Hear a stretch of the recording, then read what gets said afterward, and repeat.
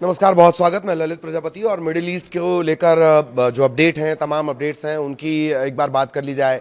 इस पर भी नज़र डालेंगे कि आखिर क्या घटनाक्रम रहा, बेंजामिन नेतन्याहू ऐसा क्यों कर रहे हैं कि वो अब ट्रंप को ही नज़रअंदाज कर रहे हैं। लेकिन ये पहली बार थोड़ी है जब वो उनकी बातों को नकार रहे हैं या उनकी बातों को सिरे से खारिज कर दे रहे हैं या उनकी बातें नहीं सुन रहे हैं। ये पहली बार नहीं है। कब कब हाल फिलहाल में कब ये हुआ, इसकी भी थोड़ी सी बात कर ली जाएगी। इधर होर्मुज के बाद लाल सागर में खतरा बढ़ा है। हूथी विद्रोहियों ने ना सिर्फ मिसाइल दाग दी है बल्कि बड़ी धमकी भी दे दी है। ईरान और इजराइल के बीच तनाव बढ़ा ही हुआ है। इजराइल ने हमले किए, उसके बाद ईरान हमले कर रहा है। ईरान इससे पहले भी जो खाड़ी देश है उनमें से 2-3 जगहों पर हमले कर चुका है, अमेरिका को उसका जिम्मेदार बताते हुए। तो क्या इस वक्त का अपडेट है, सबसे पहले ये जान लेते हैं। हालात तेजी से वहां पर बिगड़ते नजर आ रहे हैं। पश्चिम एशिया में युद्ध विराम के बाद पहली बार ईरान ने सीधे इजराइल पर मिसाइलों की बौछार की है और इसके बाद इजराइल ने भी जवाबी हमले कर दिए हैं। अमेरिकी राष्ट्रपति डोनाल्ड ट्रंप ने दोनों पक्षों को रोकने की कोशिश की है लेकिन वो नाकाम रहे। नेतन्याहू को तो उन्होंने फ़ोन तक किया था, उसके बारे में डिटेल से मैं आपको बताऊंगा, लेकिन उनकी बात नेतन्याहू ने नहीं मानी।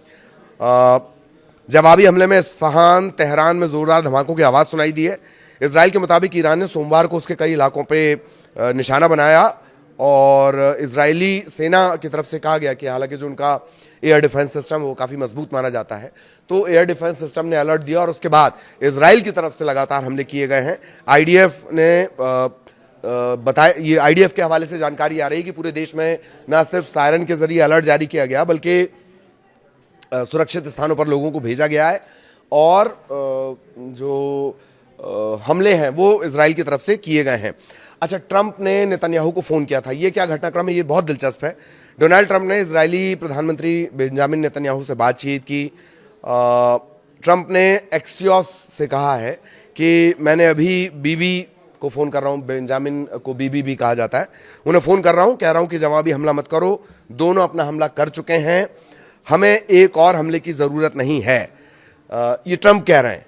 ईरानी हमलों में किसी को नुकसान नहीं पहुंचा, उम्मीद है इजराइल पलटवार नहीं करेगा। अगर बीबी फिर हमला करते हैं तो ये सिलसिला अगले 47 साल या 3000 साल तक चलता रहेगा। चूंकि बयान है तो मैं एज इट इज आपको पढ़ के बता रहा हूं। ये कौन कह रहा है? ये ट्रंप कह रहे हैं। और ये ट्रंप कब कह रहे हैं? जबकि उन्होंने कहा था कि बीबी यानी बेंजामिन तुम हमला मत करना, नेतन्याहू हमला मत करना, लेकिन नेतन्याहू नहीं माने, उन्होंने हमला किया।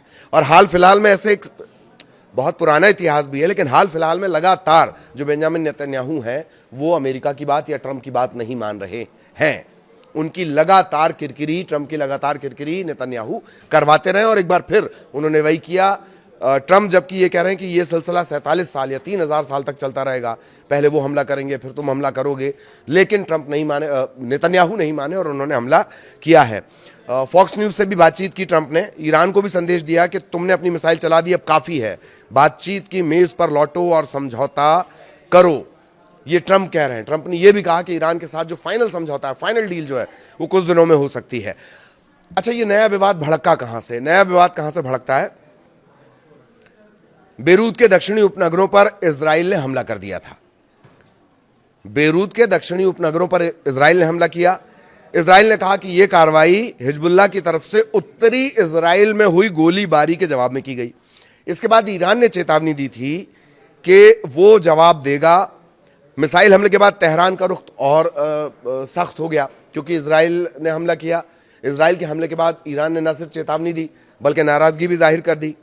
ईरान की सरकारी मीडिया के मुताबिक सैन्य अधिकारियों ने कहा कि अगर इजराइल ने दक्षिणी लेबनान या बेरूत पर हमले जारी रखे तो उसे और ज्यादा कुचल देने वाले हमलों का सामना करना पड़ेगा। यह ईरान की तरफ से साफ कर दिया गया था। फिर ईरान ने हमला किया और उसके बाद फिर इजराइल ने हमले कर दिया। IRGC का दावा है कि उसके पास बड़ी संख्या में मिसाइल तत्काल लॉन्च के लिए तैयार हैं।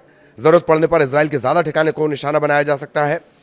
और ईरान के जो सुप्रीम लीडर हैं मुस्तफा खामनेई, उनके सलाहकार हैं, सैन्य सलाहकार मोहसिन रिजाई, उनका कहना है कि हमला युद्ध विराम उल्लंघन और लेबनान के खिलाफ कार्रवाई के खिलाफ चेतावनी है। किसी भी नए कदम का सख्ती से जवाब दिया जाएगा। ये वो घटनाक्रम हो गया। अभी हम आपको ये भी बताएंगे कि कब कब ट्रंप की जो बात है वो नेतन्याहू ने नहीं मानी। उससे पहले इस वक्त जो मिडिल ईस्ट में अपडेट हैं वो सरसरी तौर पर लाइव पेज के जरिए मैं आपको बता देता हूं। हूथी विद्रोहियों ने इजराइल पर हमले की पुष्टि की है। लाल सागर में भी नई चेतावनी दी गई है। ईरान इजराइल युद्ध में यमन के जो हूथी विद्रोही हैं वो ईरान समर्थित हैं, आप जानते होंगे ये बात। हूथी समूह ये कह रहा है इजराइल पर हमले की पुष्टि करते हुए कि वो इलाके में बढ़ते तनाव का जवाब और कड़े कदमों से देगा। हूथियों का यह भी दावा है कि इजराइल को निशाना बनाकर हमला किया गया है। लाल सागर में इजराइल से जुड़े जहाजों को फिर निशाना बनाया जाएगा। ये भड़काने वाले कदम। इजरायली समुद्री आवाजाही पर रोक लगाने की कोशिश की जाएगी।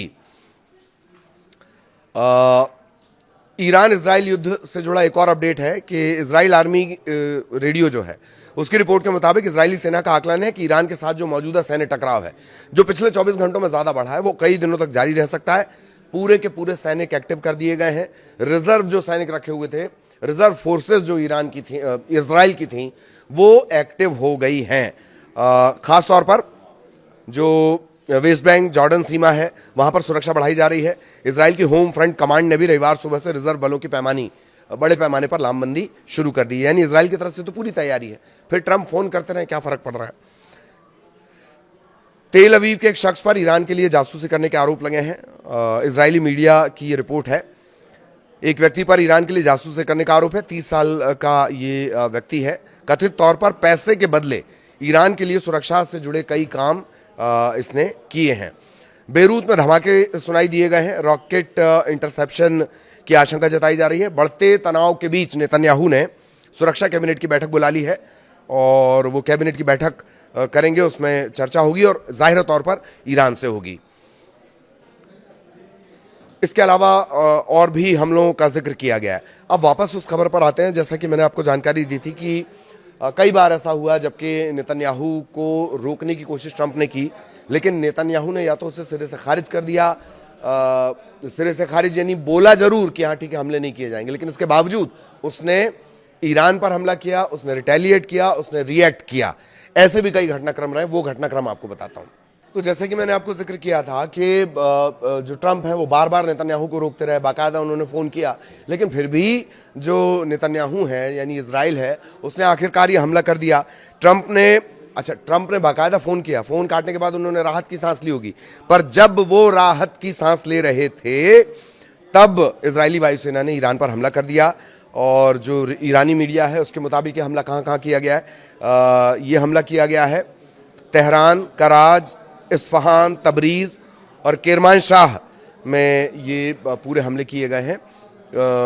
जो एक ईरान के खिलाफ ये हमले किए गए, जबकि ट्रंप का ये कहना है कि चलो ईरान तुमने हमला कर दिया, अब नेतन्याहू से कहा कि मत करिए भाई, वरना ये 47 साल तक और अगले 3000 साल तक इसी तरह से हमले का सिलसिला चलता रहेगा। लेकिन इजराइल नहीं माना, इजराइल ने पलटवार किया। ये ट्रंप ने नेतन्याहू से कहा था कि ईरान पर जवाबी कार्रवाई रोक दी जाए क्योंकि अमेरिका और ईरान के बीच जो समझौता है वो बहुत करीब है। चलिए, ये मैंने आपको बता दिया। अब हिस्ट्री थोड़ी सी आपको जाननी चाहिए कि ये पहली बार नहीं है कि जब ट्रंप की बात नेतन्याहू ने ना मानी हो। हर बार वो इस तरह से करते हैं। कई बार मना करने पर भी वो हमला बोल देते हैं।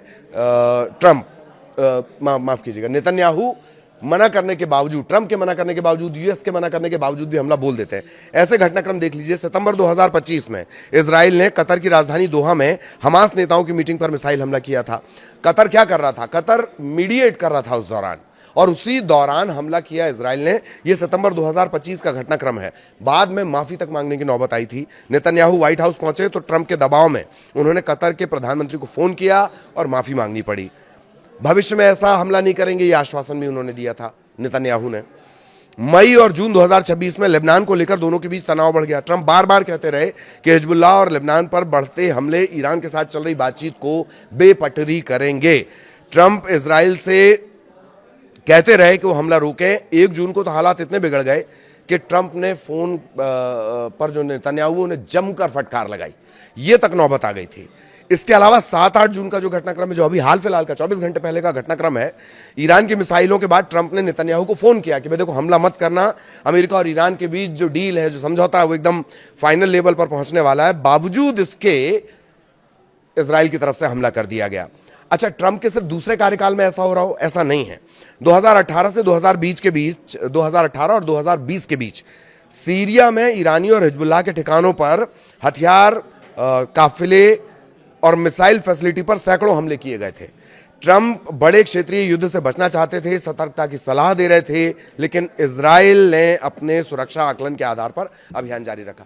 अब बात यह आती है कि ऐसा क्यों होता है, इजराइल इस तरह से क्यों करता है, क्यों वो किसी बात को नहीं मानता है, वो भी जान लीजिए। इजराइल की जो घरेलू सोच है, राजनीति है और सुरक्षा सोच, वो इसके इर्द गिर्द, इसके आड़े आती है। नेतन्याहू की जो सरकार है वो खुद की सरकार नहीं चला रहे हैं, वो एक ऐसे समझ लीजिए कि बैसाखियों के सहारे वो सरकार चल रही है।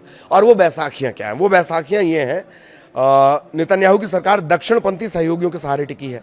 और दक्षिणपंथी जो पार्टियां हैं उनका विचार क्या है? उनका विचार है ईरान, हिजबुल्लाह और हमास के खिलाफ बेहद आक्रामक रुख रखना। तो अपनी राजनीति बचाने के लिए ट्रंप की बातों को बार बार खारिज करते हैं, यूएस की बातों को बार बार खारिज करते हैं। ट्रंप की प्राथमिकता ईरान के साथ समझौता है, क्षेत्रीय स्थिरता है और अमेरिका के अपने खुद रणनीतिक हित हैं।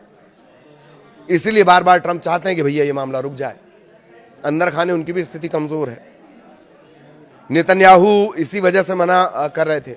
अच्छा, इजराइल का जो सुरक्षा तंत्र है वो मानता है कि ईरान और उसके सहयोगी समूहों पर लगातार सैन्य दबाव बनाए रखना जरूरी है, जिसको अपन बोलते हैं अपनी भाषा में हड़का के रखना। इस तरह के लोगों को हड़का के रखना है, ये माइंडसेट है इजराइल का। और यही वजह है कि वो लगातार एक सैन्य दबाव बनाए रखता है। और यही सुरक्षा आकलन है कि ट्रंप मना कर रहे हैं कि हमला मत करो, लेकिन अगर इजराइल को लगता है, नेतन्याहू को लगता है कि नहीं हमला तो करना है, तो वो हमला करके ही मानेंगे। ऐसा नहीं है कि सिर्फ अमेरिका फर्स्ट ही अमेरिका फर्स्ट सोचता है, इजराइल फर्स्ट, उससे बड़ा वाला इजराइल फर्स्ट है।